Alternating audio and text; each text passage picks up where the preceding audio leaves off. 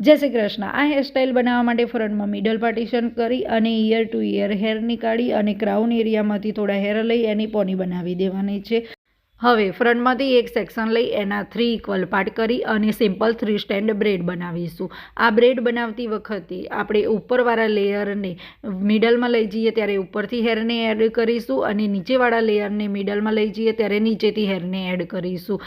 આ બ્રેડ બનાવતી વખતે આપણે એ વાતનું ધ્યાન રાખવાનું છે કે એક વખત ઉપરથી હેરને એડ કરવાના છે અને બીજી વાર નીચેથી હેરને એડ કરી અને આ બ્રેડને કમ્પ્લીટ કરવાની છે। હવે બંને સાઈડથી બ્રેડને કમ્પ્લીટ કરી અને બંને સાઈડના હેરને પોનીની નીચે લઈ જઈ અને રબર બેન્ડથી ટાઈ કરી દઈશું। હવે પોનીને હાઈટ આપવા માટે પોનીમાંથી એક સ્મોલ સેક્શન લઈશું, એમાં બેક કોમિંગ કરી અને સ્પ્રેથી લોક કરી એને સ્પ્રેડ કરી અને ફિનિશિંગ આપી દઈશું, જેથી આપણને એક હાઈ પોની મળી જાય।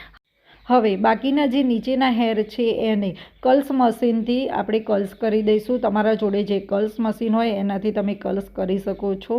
અહીં તમે સ્ટ્રેટ હેર રાખવા માગો તો સ્ટ્રેટ પણ રાખી શકો છો અને કર્લ્સ કરવા માગો તો કર્લ્સ પણ કરી શકો છો। આઈ હોપ સો કે તમને આ ટેકનિક સમજ આવી હશે અને તમને ગમી હશે। આવી બીજી જ ઘણી બધી હેરસ્ટાઈલ શીખવા માટે અને જોવા માટે મારા પેજને જરૂરથી ફોલો કરજો। Bye bye.